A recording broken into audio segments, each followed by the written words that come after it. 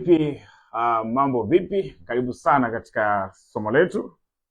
Karibu sana katika part 2 ya mwendelezo wa somo letu ambalo tumekuwa tukilidiscuss, linalosema usipoweka ratiba ndogo, malengo makubwa yatakusaliti.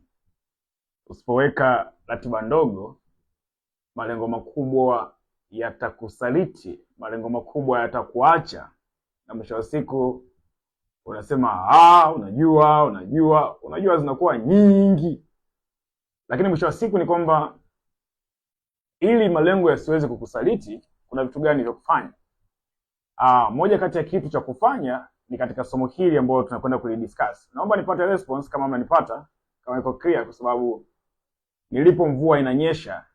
Kwa hiyo naomba nipe ushirikiano kama mnanipata, hamnipati, ili tujue tuna fix vipi tuweze kwenda sawa.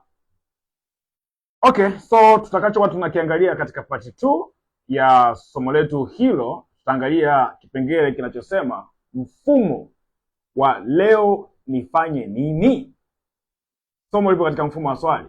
Mfumo wa leo nifanye nini? Kama tumeangalia katika somo lililopita, tulisema ya kwamba udanganyifu wa malengo makubwa. Kama umefuatilia vizuri katika somo lililopita, ilikuwa fupi lakini kwa clear. Na kama hujalisikiliza, hujalifuatilia, nenda YouTube, Profitable Farm TZ. Nenda kaweze kuangalia hilo somo, litakusaidia sana. Sana. Kwa sababu mwisho wa siku hatufanikiwi kwa sababu tunaweka malengo. Tunafanikiwa kwa sababu tuna mkakati ambao utatusaidia tuchukue hatua ili malengo hayo tuliyojiwekea yaweze kutimia.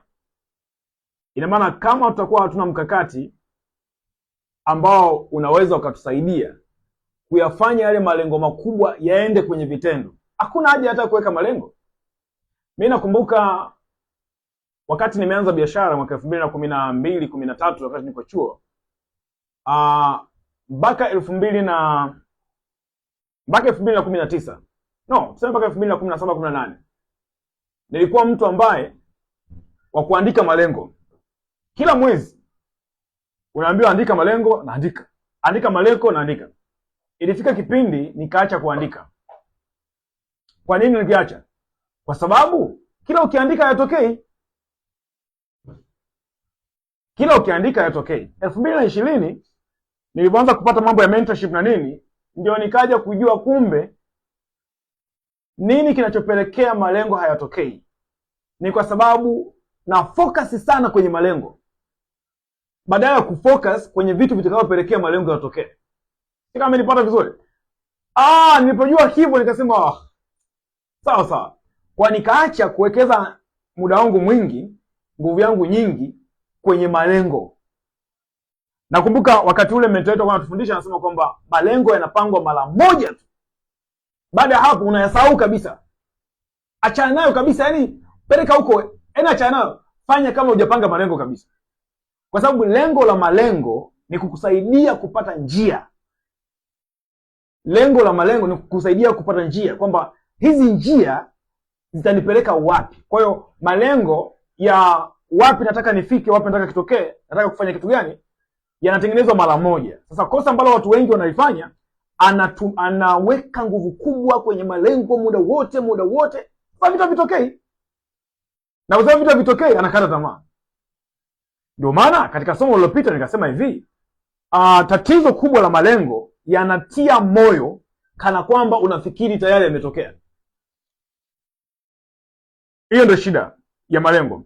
Sasa angalia hilo somo, litakusaidia. Twende kipengele chetu cha pili chapu ili tuweze kufikia hatima yetu.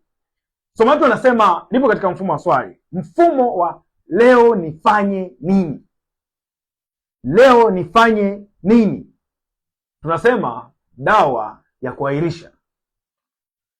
Hakuna kitu ambacho kinaua ndoto za watu wengi kama kitu kinaitwa procrastination.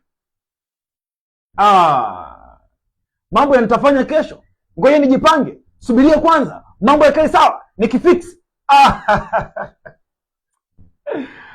Yaani hichi kitu kinaua ndoto za watu wengi sana. Malengo ya watu wengi yanakufa kwa sababu ya kuahirisha. Somo lililopita tuliangalia kwamba kipengele, yani inataka kitu kidogo tu, yani ukiamka ufanye kitu kidogo tu. Lakini leo tarehe ngapi leo? Tarehe 5. Tarehe 5 leo, sio? Leo tarehe 5. Sasa leo tarehe 5 toka umeanza umepanga malengo, mpaka leo umefanya nini? Swali moja ambalo lilikuwa ni swali mama kwenye somo lililopita lilikuwa kwamba lengo lako limekwambia leo ufanye nini? Yaani ulipoamka tu asubuhi ile papa malengo yako yamekwambia ufanye nini? Kama malengo yako hayakwambia ufanye chochote, yameshakusaliti. Hebu niambie, hata hujafika na nusu ya mwezi, bado kuna watu hawajui kitu cha kufanya na walishaandika malengo. This is dangerous. Hii ni hatari kubwa sana. Sasa, somo letu la leo linataka likuoneshe jinsi ya kuondoka kwenye kitu kinaitwa kuahirisha mambo. Dawa ya kuahirisha mambo ni hili swali. Leo nifanye nini? Simple and clear. Leo nifanye nini? Watu wengi hawashindwi kwa sababu hawajui wanachotaka. Hawashindwi kwa sababu hawajui wanachotaka. Wanashindwa kwa sababu wanapoamka asubuhi hawajui wafanye nini sasa. Yaani mtu akiamka asubuhi anafanya nini? Yaani unafanya nini ambacho kinaendana na yale malengo uliyojiwekea? Hapo ndio penye shida. Yaani shida ndio inaanzia hapo. Vibe la kutosha. Malengo mwaka huu 2026, mwaka wa ushindi, mwaka ukiamka asubuhi unafanya nini? Hiyo ndio shida inayoanzia hapo. Sasa ndio maana swali hili, leo nifanye nini? Ukilijibu vibaya linaangamiza malengo yako makubwa. Ukilijibu vizuri linakupeleka kwenye malengo ambayo umejiwekea. Sasa tunasema malengo makubwa siku tu. Unaamka una malengo makubwa lakini siku inapita deshi. Mtu anaamka asubuhi anasema nataka bustani nilipe. Sawa? Anasema nataka kuku waniletee cash flow. Okay. Sio mbaya. Ndio anasema nataka kujitoa kwenye utegemezi wa mshahara. Ni story ambazo kila mtu anatamani kuzipiga. Natamani nianzishe mradi mkubwa, natamani nianzishe biashara yangu nyingine, natamani nifanyaje. Hizo ni ndoto. Hayo ni malengo makubwa kabisa ambayo kila mtu anayo. Lakini anaamka asubuhi, anafungua WhatsApp, anaangalia status, anaingia YouTube, jioni inafika. Hakuna hatua hata moja ambayo ameichukua kwa makusudi ambayo inampeleka kwenye malengo yake. Yaani jioni mtu amechoka, afu hajafanya chochote. Imagine. Yaani una ndoto kubwa kweli kweli. Nataka niwe na mradi wa kuku 500. Nataka niamue kuanzisha business ambayo itaniondoa kwenye utegemezi wa mshahara. Nataka niamue kuwa na bustani ya uhakika. Lakini unaamka asubuhi, simu, WhatsApp, YouTube, TikTok, ghafla siku imeisha. Hakuna chochote, hakuna hatua yoyote ambayo umechukua intentionally kwa ajili ya kutimiza malengo yako.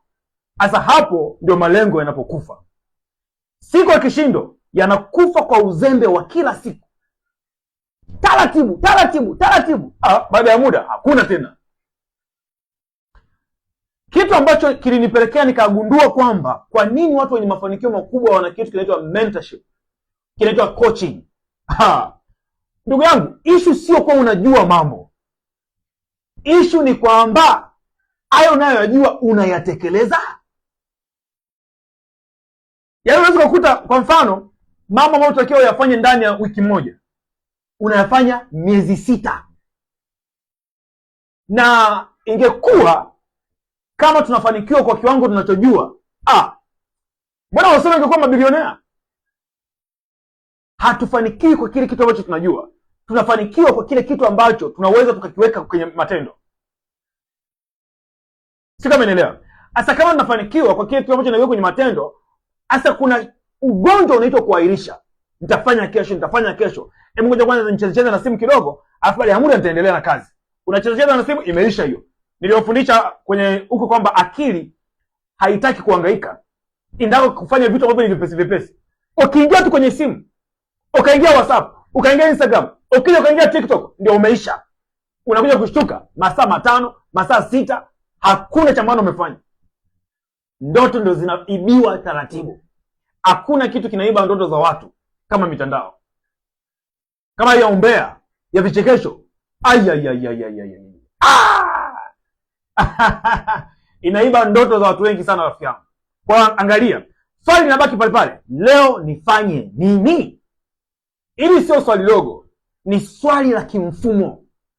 Ni swali la kimfumo. Kwa sababu mfumo huwa hauulizi nitafanya nini nikimaliza wiki. Nitafanya nini nikimaliza wiki? Hapana. Nitafanya nini nikipata muda? Hapana. Unauliza ni hatua zipi ndogo mahususi inayosukuma ndoto yangu leo. Ndio kitu mfumo anauliza, yaani kwamba leo hatua gani ambayo nikiifanya leo inasukuma ndoto yangu iende mbele. Kwa mfano mimi leo sasa hivi kuongea na wewe sasa hivi inasukuma ndoto yangu mbele. Lakini unafikiri ningeshinda kusema hebu ngoja kwanza nimeshachoka siku ya 5. Nachoka, sio kama sichoki. Lakini kwa sababu nina mfumo, nina ratiba ambayo najua nikitoka hapa nafanya hiki, nikitoka hapa nafanya hiki, automatically unakuja kushtuka siku imeisha. Matokeo yake ni nini?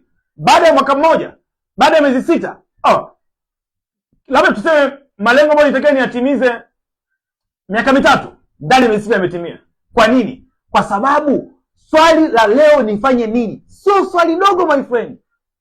Ni swali ambalo linakuonesha kwamba unatakiwa kuwa na mfumo ambao leo nifanye kitu gani ambacho kitapelekea mimi niende karibu kupigania maono yangu, kupigania ndoto zangu. Hilo ni swali kubwa sana, ni swali la muhimu sana. Sasa leo nifanye nini ni swali hatari zaidi kwenye maisha ya mtu mzima. Naomba nikwambie, unapokuwa mtu mzima, ukiweza kulijibu hili swali vizuri, linajenga hatima yako. Ukiliharibu hili swali au usibu ngoja nikushauri kitu kimoja hapa. Hebu tafuta sehemu ambayo kuna watu wawili kwenye maisha. Mtu wa kwanza ameshauriwa hivi, bandika ndoto zako kila mahali. Ngoja nikupe tu siri kama mtu mzima hii kuumize. Hizo ni akili za kitoto. Mambo ya kubandika picha ya gari, picha ya nyumba, picha ya nini, achana hayo mambo. Yatakupa frustration utakaoamini. 2015, 16 kuna ndoto mimi kwanza nimeandika. 2012, 13, 14 kulikuwa nimefunga biashara. Hazikutimia mpaka 2015, 16 nikachana zote. Nikaanza nipa tu stress. Andika kitu hiki hapa. Andika kila mahali. Leo nitafanya nini? Leo nifanye nini? Leo nifanye nini? Bandika kila mahali. Utakuja kunishukuru siku moja. Yaani bandika kila mahali. Leo nifanye nini? Leo nifanye nini? Leo nifanye nini? Leo nifanye nini? Bandika kila mahali hayo maneno. Nataka nikwambie kuna siku utakuja kunishukuru. Kwa sababu gani? Kitendo cha kwanza tukufanya unakimbizia ndoto zako. Lakini ukibandika mandoto hapo utakuwa unakaa hapo unaangalia au unasema aisee kweli kabisa kuna siku nitafanikiwa. Hakuna hatua zozote unachukua. Hakuna hatua zozote, inaisha kukupa tamaa. Tumesoma katika ile somo la 4 kwamba anasema hivi, malengo ni tamaa, tabia ni hitaji. Kinachokufanikisha sio tamaa, kinachokufanikisha ni hitaji. Sasa tengeneza mazingira mazuri ya hitaji, yani vitu vya kufanya kila siku viwe vinaonekana, vinakuamsha, vinakusukuma kila mahali. Yani utafanikiwa mpaka utakaoamini. Hicho ni kitu cha msingi ambacho natamani uweze kukijua. Kwa nini swali hili ni mfumo sio mawazo tu? Kwa nini swali hili la leo nifanye nini sio tu wazo, ni mfumo? Kwa nini? Mfumo ni kitu ambacho kinafanya kazi hata bila hamasa. Imagine, mfumo ni kitu ambacho kinafanya kazi hata bila hamasa. Hata hivi natengeneza hili somo, mvua inanyesha nje. Ningeweza kusema bwana unajua nitaforward. Najua kabisa ili somo nikiliforward litaniharibia ratiba yangu ya jioni. Kwa sababu ni mfumo. Yaani hata kama nilikuwa sehemu fulani na lazima nitajilazimisha tu. Hata angalia kwa mfano jana nilikuwa sawa na ratiba zingine ambazo ni halali kabisa. Haya. Nikasema okay, nitachofanya nitafundisha haraka somo lote likamilika hata vipindi viwili. Ikashindikana. Nimefanya kipindi mpaka saa 4 sijui karibia na nusu usiku. Ina maana kitendo cha kuharibu system ya hapa nyuma tayari nimeshavuruga huko mbele. Hasa kwa sababu maisha yangu yamepangiliwa, lazima nifanye kila kitu kulingana na wakati ambao nimepanga. Kwa nini? Mfumo. Unajua mafanikio sio kitu kigumu sana. Mafanikio ni kuelewa vifomo vidogo vidogo na ukavifanya. Yaani watu waliofanikiwa rafiki yangu nisikufiche, hawajafanya mavitu mazito kiasi hicho. Yaani hawajafanya mavitu mazito kiasi hicho, lakini walijua jinsi ya kucheza na akili.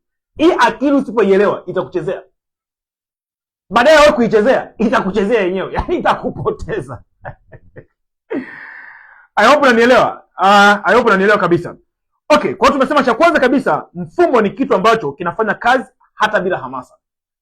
Kingine, mfumo ni kitu ambacho kinaeleza tabia bila majadiliano. Kinaeleza tabia bila majadiliano. Yaani kitendo cha kuiruhusu akili yako ingie kwenye negotiation. Haufanyi. Kwa sababu utaipelekea swali ambalo ni bovu. Angalia unachosema. Hivi kweli sasa hivi nifanye chochote? I say, umeshajibu tayari. Akili inakupa majibu ya ulichouliza. Ukishauliza tu inasema usifanye bwana, wewe vipi? Kwani kuna lazima? Ukisharuhusu akili yako ingia kwenye negotiation, lazima ikushinde tu. Lakini mfumo ni kitu ambacho imefika safari fanya. Imefika safari fanya. Imefika safari fanya. Unashtuka siku imeisha. Lakini una celebrate kwa sababu umefanya yale ambayo utakiwa uyafanye. Baada ya muda, bwana anasema huyu jamaa mbona anafanikiwa hivi? Kumbe alimaster akili. Alimaster akili. Kuna statement moja kwenye kitabu cha Think and Grow Rich. Nilisoma muda mrefu sana, karibia miaka 12 13 iliyopita, lakini nilikuwa sijawahi kuelewa. Anasema you are the captain of your life because you can control your mind. Yaani wewe ndio captain wa maisha yako. Kwa nini? You can control your mind. Yaani mimi na wewe leo sisi ni makapteni wa maisha yetu. Aina ya maisha tunayotaka. Unajua captain ni muongoza nini? Aina ya maisha tunayotaka yapo kwenye mikono yetu. Kwa nini? Tunaweza tukakontrol akili zetu. Usipo control akili yako, itakukontrol. Simple and clear. Asa kwa sababu una uwezo wa control akili yako, wewe unaweza kuamua maisha unayotaka. Kwa sababu tool ya maisha ambayo tunayataka sisi imefichwa kwenye akili. Hiyo ndio tool, hiyo ndio silaha. Tofauti kati ya mnyama na mwanadamu ni akili tu, hamna kitu kingine. Uwezo wa kufikiri, uwezo wa kuamua, uwezo wa kupangilia, uwezo wa kufocus, uwezo wa kufanya vitu vikubwa viweze kutokea. Hasa vitu vikubwa havitokei overnight. Uwezo kaamka tu vitu vimetokea. Hapana. Vinapangiliwa kidogo kidogo, kidogo kidogo, kidogo kidogo. Baada ya muda, sasa jamaa imekuaje?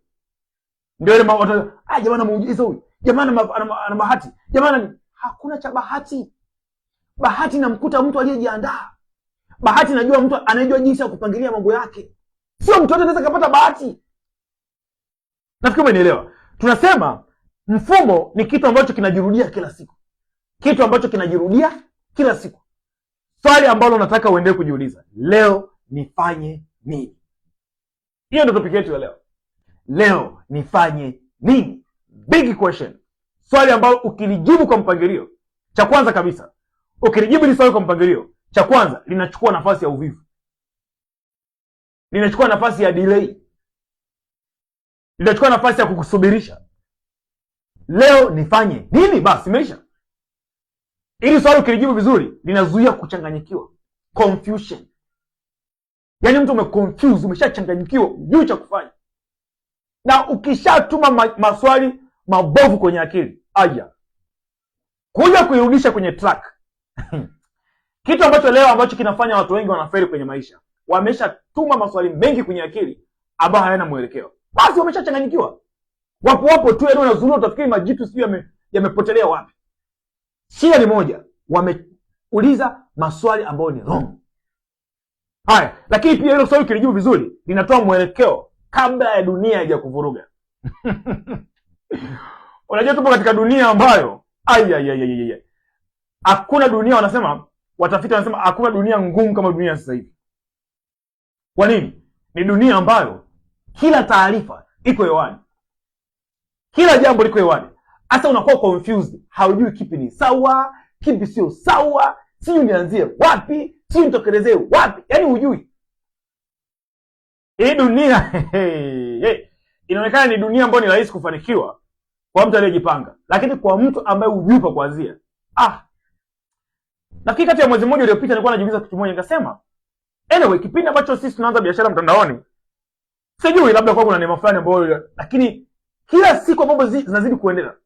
Najaribu kujiuliza swali moja tu ambalo najiuliza kila siku. Hivi leo mtu akianza biashara ya mtandaoni, Mungu anatoa neema kwa kila mtu, lakini to be honest, kuna kaugumu fulani. Kwa nini kuna kaugumu? Kama ukikosa muongozo wa wapi uanzie, wapi utokee, wapi ufate, una give up. Na kwa huu ujio wa AI AI wanafaidi watu waliojipata. AI wanafaidi watu ambao wapo kwenye track. Kabla hujaingia kwenye track zinakuchanganya. Sasa jambo la msingi ambalo nataka uweze kuelewa ni kwamba ukijibu hili swali vizuri, linakupa mwelekeo kabla dunia haijakuvuruga. Yaani nakupa direction kabla dunia haijakuchanganya. Nifanye nini leo? Nifanye nini leo? Ile ndio swali la msingi. Bila mfumo, siku huanza kwa matukio badala ya maamuzi. Big point, andika hiyo point itakusaidia. Usipokuwa na mfumo, usipokuwa na ratiba, siku inaanza na events, sio decision. Siku inaanza na matukio, sio maamuzi. Siku inaanza na matukio, sio maamuzi. Matukio maana yake nini? Unaanza na kilichotokea. Ndio maana watu wenye mafanikio wanashauri kwamba ukiamka asubuhi usifungulie redio, usiangalie TV, usiende kwenye magazeti. Kwa nini? Yale ni matukio. Na haya mambo yako hivi. Tukiongezea, usiingie kwenye social media. Usiingie kwenye social media. Social media ili ziuze, zinatengeneza events, zinatengeneza matukio, zinatengeneza story, tunaita story. Ndio itauza. The same pia kwenye mambo ya TV, magazeti na kitu kama chana hiyo. Kwenye journalism kuna kitu kinaitwa angle. Wanaita, unatafuta angle ya kutokea. Yaani unapotengeneza title, utengeneze title ambayo yani ina draw attention. Kuna forma moja ya kuandika matangazo inaitwa AIDA, ambayo inaitwa hivi. AIDA maana yake A inaitwa attention grabbing headline. Tengeneza headline ambayo mtu akiisoma yani imgrab attention. AIDA, I interest. Ukisha grab attention, akisha umemkamatia pale pale, yani aendelee kubakia pale pale. Inaitwa AIDA. A attention, interest, alafu B desire. Alafu A jamani, action. Yaani kuanzia mwanzo umekamatwa mpaka mwisho, mpaka uchukue hatua. Ndio maana ukishikilia kitu kwenye mtandao wa kijamii, yani mpaka uje ukiachie hivi sio rahisi, kwa sababu wale watu wametengeneza kile kitu kulingana na saikolojia yako. Ndio maana ukiamka tu ukajikoroga ukaenda kwenye TV, unasikia breaking news, afu anakuandikia tuwie radhi kwa picha zitakazotokea hivi punde. Jamaa anashangaa, kichwa chini, damu inachuruzika. Haiwezi kawatengenezwa hivyo, lakini kuna namna utaficha ficha. Umeenda kwenye gazeti, kwenye front page, headline, unasikia dunia imefika mwisho. Na wewe unaenda kazini, ukienda kwenye mapambano unasema hapana, nikapambana kwa dunia imefika mwisho, siwezi kwenda. Unaambia hivi, biashara zimekuwa changamoto, mitaji sijui nini imefilisika. Yaani ma headline ya ovyo ovyo tu, ya kufanya tu, ya kudraw attention. Sasa nini kinatokea? Maana yake ni kwamba unaanza siku na matukio badala ya kuanza na maamuzi. Negative moja ikiingia kwenye akili kuja kuitoa sio leo. Yaani sio leo kuitoa negative moja ikiingia kwenye akili yako. Kwa kitu nataka kuzungumzia ni kwamba bila kuwa na mfumo, bila kuwa na ratiba, unaanza siku yako kwa matukio, sio kwa maamuzi. Maamuzi siku zote yanapangiliwa, matukio yanatokea tu. Haya, tatizo kubwa, siku zinaanza bila uongozi. Siku zinaanza bila uongozi. Watu wengi hawaongozwi na ratiba. Wanaongozwa na nini? Ujumbe umeingia kwenye simu. Ukishaingia kwenye simu, anaanza kucheki. Haya, simu imelia. Anapokea. Halo. Umesikia ile ajali? Umesemaje? Aisee jamani. Kisha siku imeisha. Siku inaanza na mahitaji ya wengine. Hauna ratiba. Akipiga simu mtu chap chap, kuna changamoto imetokea hapo, huyo umeshanyanyuka umeenda. Sio vibaya kusaidia watu, lakini kuna utaratibu pia. Hisia za asubuhi, ukiamka tu hauna ratiba, unaangalia upepo unaendaje. Haya yote yanaua hatima, yote haya yanaua ndoto. Sasa siku inakutumia, baadaye wewe kuitumia siku. Unaamka siku ndio inakutengenezea kila kitu wewe leo, sio wewe uidesign siku yako iendaje. Hiyo ndio kosa. Sasa kitu cha msingi ambacho nataka nikuambie ni kwamba siku ikikutumia inaua ndoto zako kimya kimya, lakini wewe unapokuwa unasema hii siku nitaipeleka hivi na hivi na hivi, maanake wewe una design ndoto zako ndani ya siku hiyo ambayo umeamua kuifanya. Simple and clear. Kwa hiyo lazima uelewe kwamba ni namna gani ambavyo unatakiwa kufanya vizuri. Leo nifanye nini? Hiyo ndio somo letu ambalo tunaliangalia wakati huu. Ni dawa ya kufanya kuahirisha. Leo nifanye nini? Kuamua nani ataendesha maisha yako. Kila siku unapoamka asubuhi, kuna machaguo mawili. Chaguo la kwanza ni wewe unaamua. Chaguo la pili, dunia inaamua. Kila siku unapoamka asubuhi, una machaguo mawili. Sasa hivi tunaelekea saa 11 jioni kabisa. Ukiangalia siku yako kuanzia asubuhi, wewe ndio umeipangilia au dunia imekupangilia? Wewe ndio umeipangilia au dunia imekupangilia? Wewe ukiamua, unajuaje kama leo umeipangilia siku yako? Jambo la kwanza, unaweka hatua moja muhimu. Angalia kuanzia asubuhi mpaka sasa hivi, hatua gani ya muhimu ambayo umeifanya? Kama kabisa unaona kabisa moyo wako ni mweupe kabisa, umefanya vitu ambavyo wewe ndio ulipanga, shout out, hongera sana, keep it up, nashikilia hapo hapo, usiyumbe. Kitu cha pili, unajenga juu ya mfumo. Kile ambacho leo umekifanya, umekitengenezea mazingira ambayo kitakuwa kinaendelea kujirudia siku za baadaye. Simple and clear. Jiulize hilo swali. Kitu cha tatu, unasukuma lengo mbele hata kama ni kidogo. Je, leo ulichofanya kina mchango kiasi gani kwenye lengo lako ambalo umejiwekea? Kwa mfano unafanya biashara, umepiga simu, umeongea na wateja, umefanya jambo lolote kwenye biashara yako. Manake kwenye ile ndoto yako au malengo yako ya kutengeneza milioni 10 kwa mwaka, tayari iko sawa. Sasa basi, twende chaguo la pili, dunia ikuchagulie wewe. Kwanza una react. Ukiamka asubuhi, unaangalia, jamani, kulikoni leo? Leo kumekuchaje? Unaendana na jinsi kulivyokucha. Haya, unazima moto. Pa pa pa pa pa. Unatamani kila kitu kiishe saa hiyo hiyo bila mpangilio. Baada ya muda, ikifika jioni, umechoka lakini huna ushahidi wa ushindi wowote. Yaani umefika jioni, jamani, siku ya leo ilikuwa mbovu. Yaani ilikuwa ya kuchosha sana. Sawa. Katikati ya kuchoka, tuoneshe vitu ambavyo umefanya. Hamna. Hakuna ushahidi wa kwamba kuna kitu umefanya. Sasa hiyo ndio ndio tofauti ya mafanikio na kufeli, sio nguvu.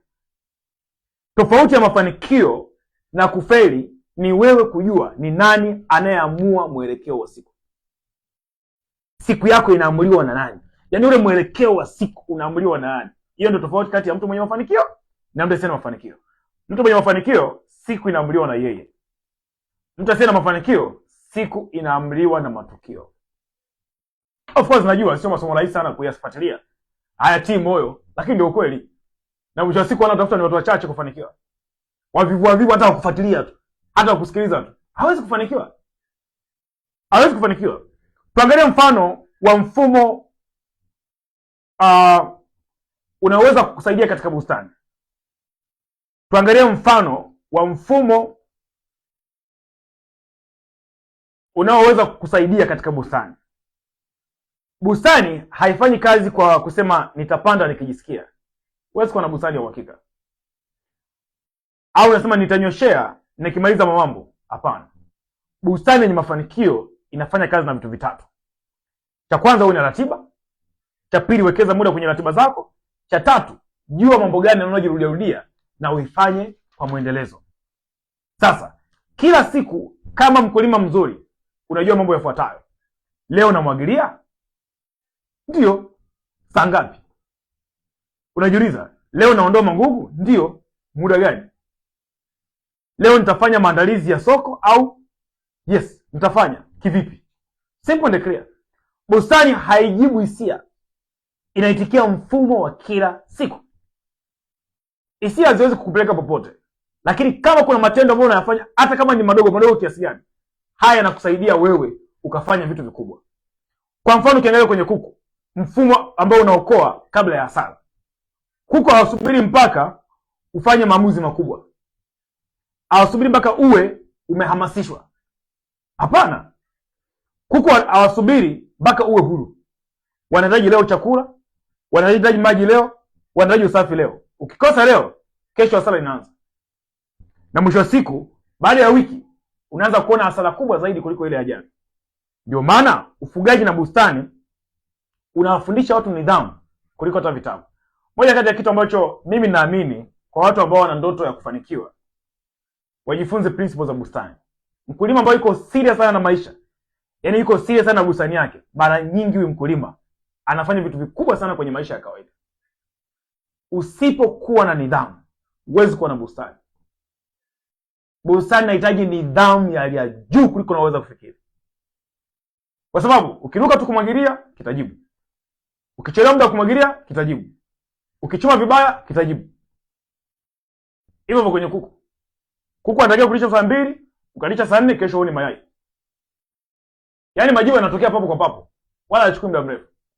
Mtu anayefanikiwa kwenye bustani ni mtu ambaye kwenye maisha tu ya kawaida lazima afanikiwe. Kwa sababu kiangalia hata formula ya maisha inaitwa seed time and harvest. Seed time and harvest. Unatafuta idea ya biashara, unaanza kuichukulia hatua kidogo kidogo. Hiyo inaitwa seed, unaotesha mbegu. Mbegu ni wazo la biashara. Time maana yake ni kusubiri. Wakati unasubiri, unatakiwa kuna mwagilia. Huwezi kunasubiria bustani itakuwa sawa na unaisubiria tu. Wakati unasubiri unamwagilia. Kwenye mafanikio, wakati wa kusubiri unafanya vitu hivi viwili. Cha kwanza, unachukua hatua. Cha pili, unasema maneno mazuri. Kuna kitu cha affirmation. Una decree, lazima nitafanikiwa. Unasema lazima nitafanikiwa wakati unaendelea kufanya. Huko ndo unaenda kumwagilia, ambako unasema ni kusubiri. Unasubiri wakati unafanya na unajisemea maneno mazuri. Usifanye kimya kimya. Kwenye ulimwengu wa roho sisi tunaita, sisi maneno yanawaamuru malaika kuweza kutusaidia kupeleka habari kwa Mungu na Mungu atusaidie sisi. Yaani malaika ndio maagent wa kuwasaidia watu ambao wanampenda Mungu. Kwa kila mahali pana malaika wako. Malaika wa ulinzi, malaika wa taarifa, malaika wa mafanikio, malaika kuleta wateja, whatever. Sasa malaika wana respond kwenye words, wana respond kwenye maneno. Usi unafanya vitu vyako kimya kimya. Okay, ningeweza kuwasomea baadhi ya vifungu lakini sio sehemu yake maalum, lakini kuna sehemu imeandikwa hivi: kinywa kilichofungwa ni hatima iliyofungwa. Kuna baadhi ya Mungu anasema hivi: mimi ndiye niliyokupandisha kutoka Misri. Fungua sana kinywa chako nami nitakijaza. Mimi ndiye niliyokupandisha kutoka Misri. Misri ni sehemu ya mateso. Mimi ndiye niliyokuokoa. Sasa njia pekee ya kukusaidia wewe uweze kuwa mtu wa tofauti, fungua sana kinywa chako nami nitakijaza. Usio unafanya vitu kibubububu. Sema anasema uzima na mauti vipo katika uwezo wa ulimi. Wale waupendao watakula matunda yao. Uzima na mauti. Uzima manake ni mafanikio, mauti manake ni mateso, vifo. Ukitaka biashara yako ipae, sema kila siku, isemee. Hii biashara itakuwa kubwa. Hii biashara itaenda international. Hii biashara itaenda kila mahali. Wateja leo wanakuja. Umeingia kwenye duka lako, ongea maneno. Sikiliza. Unajua unaposema ongea maneno, nikisema fanya maombi ni utaelewa. Achana na mambo kwanza. Words, they command the angels to save your life. Maneno yana command malaika. Malaika ni spirit, Mungu ni roho, maneno ni roho. Ndio maana lijitu likitaka kukulani na kwambia wewe, sidhani kama utatoboa. Pinga hapo hapo. Sema unachekesha nini? Mimi sitoboe. Usipopinga yanakukuta.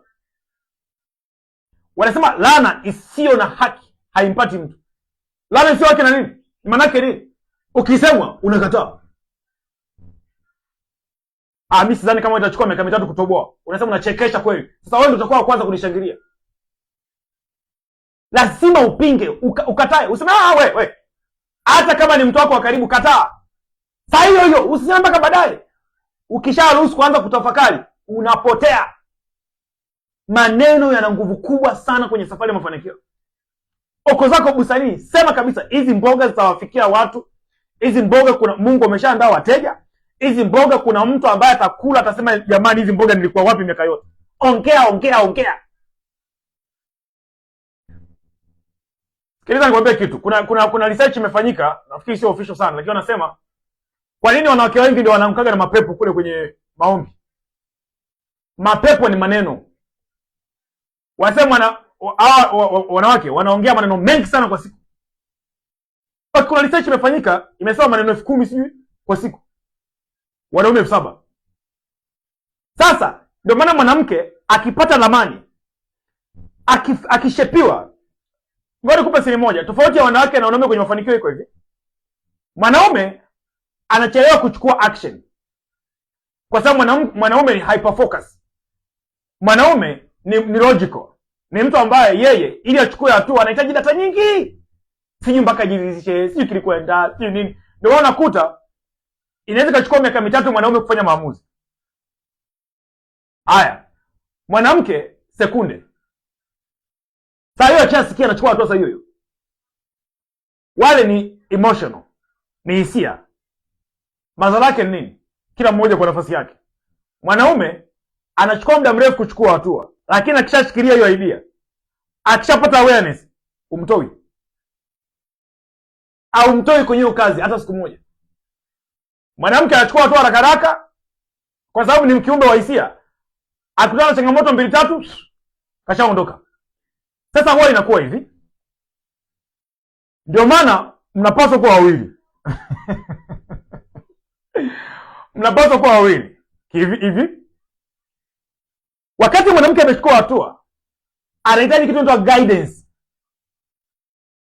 kinaitwa guidance. Ndio maana wanawake wakiingia kwenye opportunities ambazo zina coaching, zina mentorship, wanafanyaga mapinduzi makubwa sana. Mfano rahisi, nenda kwenye hizi biashara za network marketing. Nikisema hivyo nafikiri mnaelewa hizo biashara zipo huko duniani. Watu wanaofanya vizuri kwenye zile biashara wengi ni wanawake. Wanaume wachache. Siri hii hapa. Mwanamke ana uwezo kuchukua hatua kwa sababu ni kiumbe wa hisia. Chap anachukua hatua. Na kuacha ni rahisi, lakini zile biashara zina guidance. Ukipata kiongozi mzuri anaweza kukusimamia. Zina mwongozo. Hata kwa sababu zina mwongozo, akitaka kufeli kuna mahali anashikwa. Akishajipata ndio imetoka hiyo. Mwanaume bado anafanya research. Leo anafanya, kesho anafanya, kesho anafanya. Baada ya muda hamna kitu. Simple hivyo. Kwa hiyo, issue msingi ndio hiyo. Sasa wanasema hivi, wanawake ndio wanaanguka sana mapepo kwa sababu wanaongea sana hovyo. Umbea kwenye vikundi vya vibati wanasemana hapo hivyo, kila kitu cha namna hiyo. Sasa ukitumia hiyo power ambayo Mungu amekupatia ya kuongea sana, ukabadilisha haya maneno yakawa maisha. Uzima na mauti vipo katika uwezo wa ulimi. Kila upendao watakula matunda yao. Ukabadilisha sasa. Ukasema kuanzia sasa mimi nitakuwa naongea point. Naongea vitu vinavyohusu biashara yangu. I say utafanya vitu vikubwa mpaka dunia inashangaa. Simple. Okay, nimekupa pia kitu kingine ambacho nafikiri kinaweza kukusaidia mbele ya safari. Kwa tunasema hivi, mfumo unaua kuahirisha. Kwa sababu gani? Kuahirisha kuishi kwenye sentence kama nitaanza kesho. Nikimaliza hiki nitafanya. Nitapanga vizuri. Hayo ndio yanapelekea kuahirisha. Lakini mfumo wa leo nifanye nini? Una swali moja tu. Hatua ipi ndogo halisi nitaifanya leo bila majadiliano? Simple. Leo nifanye nini? Unataka kujua ni hatua moja ipi rahisi ninaweza kuifanya leo bila majadiliano. Automatically anayeuliza hujibiwa. Hakuna mjadala, hakuna kusubiri muda. Simple. Mfumo unajenga uongozi wa ndani. Siku zote ukitaka kuwa kiongozi, wala usitafute watu wa kuongoza. Kiongozi mzuri sio kiongozi anayeongoza watu. Kiongozi mzuri ni kiongozi mwenye uwezo wa kujiongoza mwenyewe. Anaamka muda anaotakiwa kuamka, anafanya kazi anayotakiwa kufanya. Yule mtu anamuona au amuone. Hawa wanaitwa self leaders. Ukiweza kuwa self leader, ndio unaweza kuongoza watu wengine. Sasa tunasema mfumo unaimarisha uongozi wa ndani. Kwa nini? Cha kwanza kabisa, kiongozi halisi hahitaji kusukumwa. Kiongozi halisi hahitaji kukumbushwa. Kiongozi halisi hahitaji kushinikizwa. Kitendo cha huyu kuwa strong kwenye ile eneo, kwenye nani, kuna kitu kinaitwa self mastery. Self mastery ni uwezo ambao uwezo kujiongoza mwenyewe, uwezo wa kusonga mbele bila kusukumwa na mtu yoyote. Ukiweza kufikia kwenye hiyo level, mafanikio asubuhi tu. Kwa sababu kosa ambao leo, yani kitu ambacho leo kinasumbua dunia ni kitu kimoja tu. Watu hawakuoni na umetulia. Watu hawashangilii na umetulia. Ukijisikia vibaya ufanye. Mwisho wa siku upate matokeo. Mwisho wa siku upate matokeo. Jamani, mwisho kabisa, ukishindwa kujibu swali leo nitafanya nini? Leo nifanye nini? Maisha yatakujibu. Leo hakuna kilichojengwa. Ukishindwa kuuliza hilo swali, leo nifanye nini? Maisha yatakujibu. Leo hakuna ulichojenga. Wewe ni mwongo. Unatuambia una ndoto, unatuambia una malengo, unatuambia una mipango, unatuambia mwaka huu ni wako. Hakuna kitu ulichofanya leo. Simple and clear. Unaambiwa tu leo hakuna kilichojengwa. Ukiendelea kurudia, wiki inapotea, mwezi unateleza, mwaka unaisha bila ushahidi. Hakuna cha kuonesha. Hakuna cha kuonesha. Hatima haijengwi na mipango mikubwa. Inajengwa na majibu ya kila siku kwenye swali moja tu. Leo nifanye nini? Leo nifanye nini? Simple and clear. Hakuna mambo mengi. Swali la mwisho kabisa, naomba hiyo usilikwepe. Jiulize hili swali. Leo sio kesho.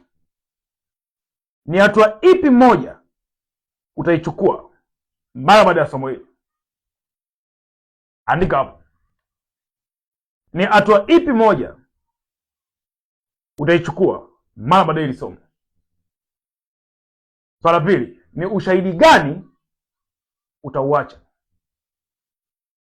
Ni ushahidi gani utauacha? Andika maswali. Swali la kwanza, ni hatua ipi moja utaichukua leo baada ya hili somo? Lakini pia ni ushahidi gani utauacha?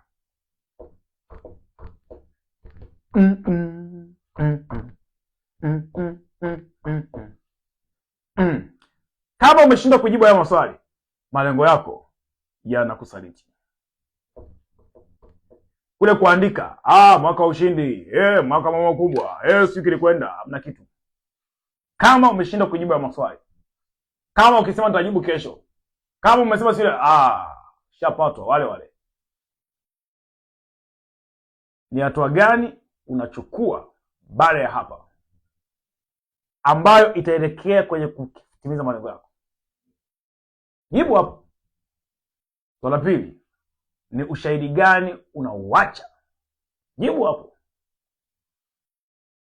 Simple and clear.